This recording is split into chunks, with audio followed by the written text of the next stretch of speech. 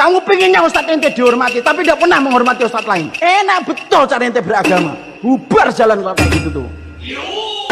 Siapakah mau dikubur hidup-hidup? Di video ini saya ingin berikan reaction atau tanggapan terhadap salah satu ustadz ya, yang dimana dia ini ceramah, marah-marah teman-teman, marah-marah, terus memberikan reaksi yang menurut saya ya seperti mengada-ngada ya. Meskipun kita bisa menyaksikan dari caranya berbicara, caranya menyampaikan, ada beberapa hal yang mungkin bisa dituduhkan kepada dakwah sunnah, dakwah salafi, tapi kita bisa lihat sendiri bahwa memang mereka ini yang terafiliasi dengan golongan-golongan tertentu, bilanglah seperti golongannya Ustadz Adi Hidayat begitu ya. Ya kebanyakan seperti ini teman-teman. Kebanyakannya seperti ini. Ya terus bagaimana kita menyikapinya? Tunggu dulu. Coba kita dengarkan seperti apa videonya. Lihat orang yang sering menganggap kita itu sebelah mata. Dengan kata-kata, ini tidak sama manhajnya dengan kita. Seakan-akan tidak beriman sama Allah. Teman-teman. Seakan-akan. Apa yang mau dia sampaikan sebenarnya? Coba kita lanjut dulu. Enak betul ente nganggap orang. Kita ini beriman sama Allah. Kita beriman sama Rasulullah. Sujudnya kita kepada Allah. Cintanya kita kepada Rasulullah. Kalaupun ada perbedaan saya dengan antum, itu bukan berarti kita berbeda dalam iman.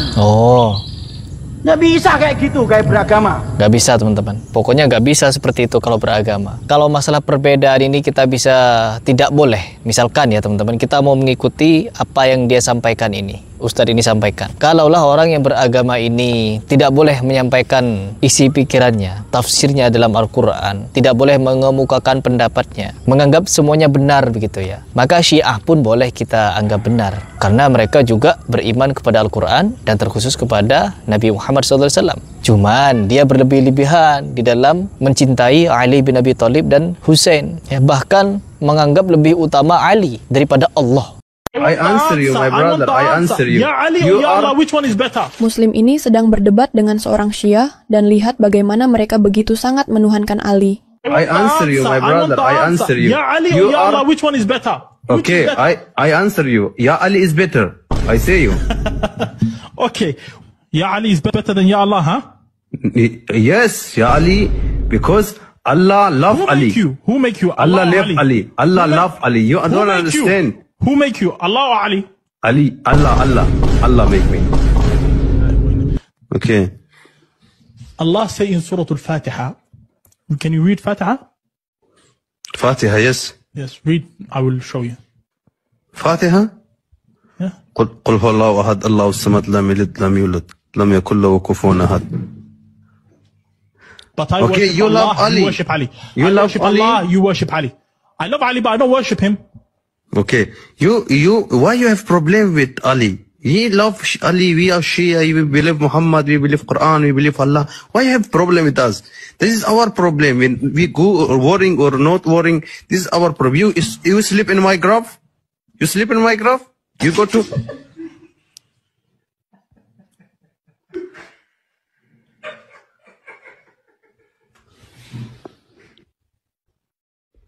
Come here. Come here. Sama tuh.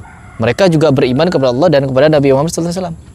Tapi mereka berlebihan kepada Ali. Apakah kita bertoleransi dengan mereka? Kalau kita bertoleransi dengan mereka, maka banyak yang akan masuk kepada agama tersebut. Karena banyaknya kenikmatan. Bisa nikah mut'ah. Begitu. Coba lanjut dulu. Orang beriman kok antum anggap seakan-akan tidak beriman. Tuh. Siapa yang menganggap kalian itu tidak beriman kepada Allah? Ya kalian beriman, cuman kalian itu ya dibedah penyimpangannya. Ya, yang dianggap penyimpangan, menggunakan hadis lemah, menggunakan hadis palsu sebagai landasan untuk ibadah ya, ibadah baru, itu yang dikritiki, itu yang diberikan nasihat kepada orang. Tinggal orang memilih, mau ikut yang ini atau mau ikut yang itu, tinggal dipilih, bukan dipaksa. Coba lanjut lagi. Coba kita bayangkan Ibu, seorang wanita dicerai. Gara-gara dengan suaminya mengatakan, kamu tidak satu manhaj dengan kami. Enak bet. Sama kami katanya. Kira-kira kasusnya di mana? Kira-kira istrinya yang dicerai itu kasusnya di mana begitu ya? Siapa dan siapa? Orangnya siapa? Kalaulah memang ada, teman-teman. Rata-rata kalau orang, apalagi si laki-laki ya sudah bermanhaj salaf, rata-rata perempuannya itu ikut. Meskipun ada juga yang masih ngeyel gitu ya. Dan tidak langsung dicerai begitu saja, teman-teman. Kecuali yang perempuan itu dinasehati, tidak mau ikut nasihatnya, masih melakukan ini, melakukan itu, ini, itu. yang dimana sudah diyakini oleh si suami itu bid'ah, itu tidak boleh, itu bisa mengarah pada kesyirikan dan lain sebagainya, sudah dinasihati, tapi yang perempuan tidak mau dan lebih memilih tradisi daripada kebenaran, ya mungkin hal tersebut bisa menjadi pemicu karena sudah dinasihati sebelumnya. Kan tidak mungkin satu keluarga itu dibangun dengan dengan keyakinan yang berbeda. Yang satu meyakini bid'ah itu sesat dan yang satu lagi meyakini bid'ah itu hasanah. Ya gak mungkin teman-teman. Nanti anaknya mau dikemanakan gitu. Mau ikuti Sahrukan, istrinya Hindu, Sahrukannya Islam, terus anaknya nggak jelas agamanya apa. Mau seperti itu? Ya enggak juga. Lanjut dulu. Enak betul ente ngomong. Emosi. Enak betul ente beneran bicara. Emosi teman-teman. Semuanya harus ngikutin apa yang kamu omong. Kamu ingin didengerin, tapi gak pernah mau dengerin. Kamu pengennya dihormati, tapi gak pernah mau hormatin orang. Dengerin sebenarnya. Orang-orang Salafi itu, kata Ustaz Khalid Basalamah, kan sering tuh Ustaz Khalid Basalamah berceramah di videonya. Kita ini hanya butuh dalil. Kalau ada dalil, kalau Ustaz Khalid Basalamah, yakinlah kita ini adalah orang paling depan yang akan melakukan hal tersebut. Kalau ada dalilnya, buktinya apa? Itu mendengarkan. Tapi kalau tidak ada dalilnya, maka kalian akan menyaksikan kitalah yang paling jauh. Katanya begitu. Itu mendengar. Saya bilang yang pertama, bisa antum cari siapapun di antara ustadz yang dikatakan salafi atau sunnah, ya, yang biasa mengatakan atau dikatakan dakwah salaf itu, yang coba membawa masa memberhentikan amalia antum. Coba datangkan satu contoh saja. Kami juga punya masa di pengajian, datang ribuan orang dengar. Tapi belum pernah kami datangkan masa untuk memberhentikan amalia yang antum lakukan di masjid antum, di pesantren antum, di rumah antum, tidak pernah. Yang terjadi adalah di majelis kami, kalau ditanya, apa hukumnya maulid, apa hukumnya tahlilan, apa hukumnya begini dan begitu, kami jelaskan sesuai apa yang kami ketahui. Karena ditanya. Tidak ada tablik akbar khusus bahas masalah ini. Tetapi hanya ditanya, kami jelaskan. Sesuai yang kami fahami. Kalau antum merasa itu benar, antum jalankan. Silahkan. Masing-masing bertanggung jawab di hadapan Allah SWT. Tapi jangan antum paksa kami untuk melakukan. Karena masing-masing berhujjah. Jadi tidak ada maksud dan tujuan kami untuk menyerang antum. Jangan difahami untuk menyerang. Karena tidak ada materi khusus membahas tentang masalah amalia antum, tidak ada. Kalau ditanyakan kami jelaskan. Dan itu hak kami menjelaskan di pengajian kami. Sebatas itu. Dan sekali lagi tidak pernah ada pergerakan massa, memberhentikan atau tidak ada. Sama sekali. Dan itu hak kita masing-masing. Antum mengatakan boleh, kami mengatakan tidak boleh. Saling menghormati, selesai kan gitu. Konsepnya. Kami teman-teman salafi ini hanya butuh dalil. Saya bilang begitu, ini di rumah Allah saya menyampaikan ya, kepada beliau. Kami cuma butuh dalil. Ada dalil, antum akan temukan kami berada di saf pertama mengerjakan perbuatan tersebut. Apa saja, ini dalilnya, ini hadisnya, ini ayat Al-Qur'annya, ini perkataan sahabat. Kami langsung melakukan itu. Insya Allah kami yang pertama melakukannya. Tapi kalau tidak ada dalil, antum akan temukan kami paling jauh. Sebatas itu. Terus dia balik tanya kepada saya, oh berarti teman-teman salafi cuma butuh dalil. Saya bilang iya, hanya itu saja. Oh kalau gitu nanti saya akan sebarkan. Fadhal, silahkan. Tidak ada yang tertutup kok. Kan gitu. Jadi sebenarnya tidak perlu ada pemberhentian, merasa terganggu. Karena orang masing-masing menyampaikan pendapatnya. Perhatikan baik-baik.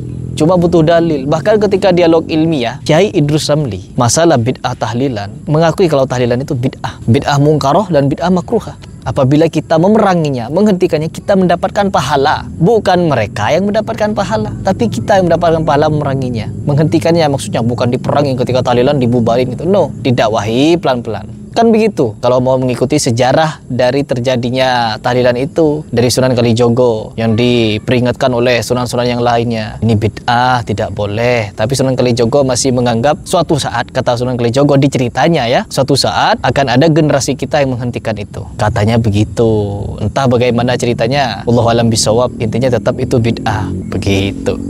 Lanjut dulu. Kamu pengennya Ustadz ente dihormati, tapi tidak pernah menghormati Ustadz lain. Enak betul cara ente beragama. Bubar jalan kalau kayak gitu tuh. Gak bubar kok. Gak bubar. Kajian salafi gak bubar. Kecuali dibubarin ya. Kan kalian hobi sekali membubari. Ketika Jum'ah salafi makin banyak, kalian sok-sokan bubar-bubarin teman-teman. Ya, nggak bubar kok. Kajian salafi ini semakin ramai, semakin banyak, semakin simple. Kajiannya semakin simple, tanpa musik, tanpa joget. Lebih keras dong.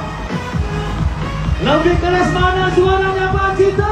Tanpa begini, tanpa begitu, khusus kajian ilmu membahas bagaimana cara khusyuk sholat, bagaimana kita mendapatkan amal jariyah dan lain sebagainya, begitu. Gak ada jogetan, ya, gak ada joget-joget, keramas-keramas, joget ulek-ulek, gak ada musik.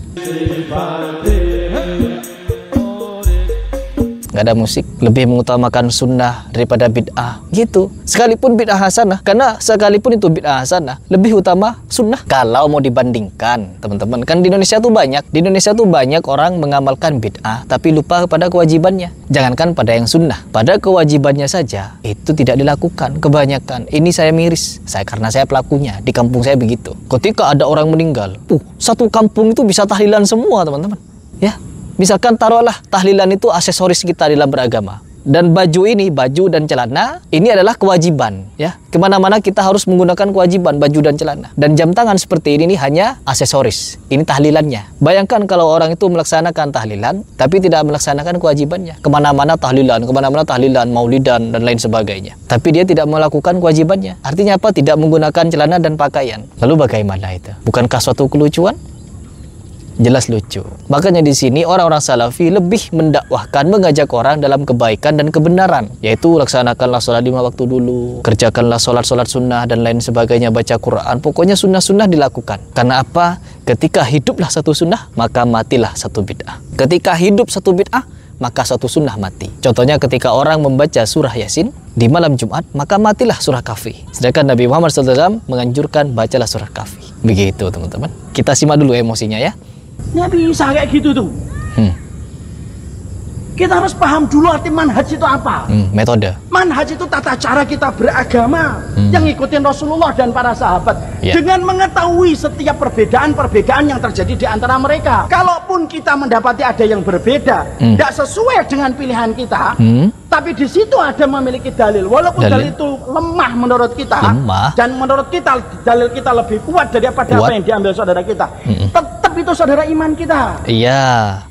Kalau kita berbicara masalah saudara seiman, kita kembali lagi kepada hadis Nabi Muhammad SAW yang menyatakan Islam akan terpecah menjadi 73 golongan. Dan setiap golongan itu pasti akan merasa benar sendiri. Golongan yang A merasa benar, yang B merasa benar, terus sampai Z. Semuanya merasa benar. Golongan yang 1 sampai ke 72, semuanya merasa benar. Tapi hanya ada satu yang benar-benar hak, yaitu yang mengikuti Quran dan Sunnah. Dan kata Al-Habib Salim Al-Mukhdar, Islam itu dibangun dengan dalil yang kuat, yang sahih. Tidak mungkin Islam ini dibangun dengan dalil yang lemah, apalagi palsu. Kita bisa menyaksikan di Syiah saja, banyak sekali dalil-dalil palsu dipakai. Malah mereka ini menganggap Al-Quran masih kurang, ditambah-tambah Al-Qurannya. Apa itu namanya? Apa itu maksudnya? Semua golongan ini akan merasa benar sendiri, ya. Jadi jangan merasa kita harus bertoleransi, toleransi dengan Syiah, toleransi dengan ini, toleransi. No, kita harus menggigit dengan gigi gerahap kita keyakinan kita itu, dan kita ajarkan. Tinggal orang pilih. Mau ikut Syiah silahkan,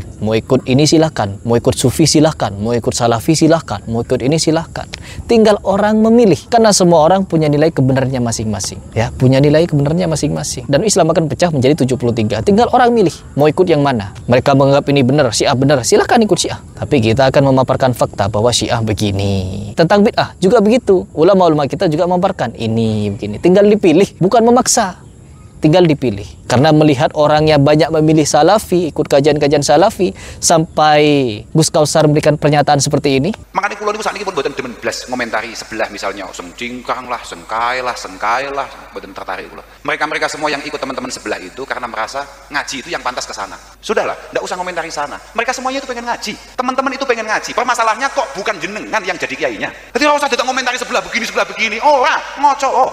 Gus Kausar saja mengakui bahwa kenapa banyak orang-orang ngaji ke Salafi, karena menganggap orang-orang begitulah yang disebut pengajian, kajian. Harusnya kita mengkoreksi diri, malah kita emosi. Begitu. Jadi ya sudah ya, gak perlu didengar ya orang emosi ini ya. Ini hanya video yang dimana saya ingin mengajak kalian berpikir bahwa orang-orang yang sejatinya bermanhaj salaf, mereka bukan saling menyalahkan. No, mereka hanya memberikan pilihan. Manhaj kami begini, metode kami beribadah begini, beragama seperti ini. Kalian suka silahkan ikuti, tidak suka tinggalkan. Tapi tetap mereka mendakwahkan. Yang bid'ah dikatakan bid'ah, yang sunnah dikatakan sunnah. Kalian tidak suka, silahkan berikan paparan sebagaimana yang Ustaz Khalid sampaikan. Kita hanya butuh dalil. Kalau ada dalil, kita paling depan. Kalau tidak ada dalil, kita paling jauh. Simple. Ya, nggak perlu emosi-emosi begini, apalagi nyebar-nyebar fitnah. Na'udzubillah min dzalik. Silahkan berpikir.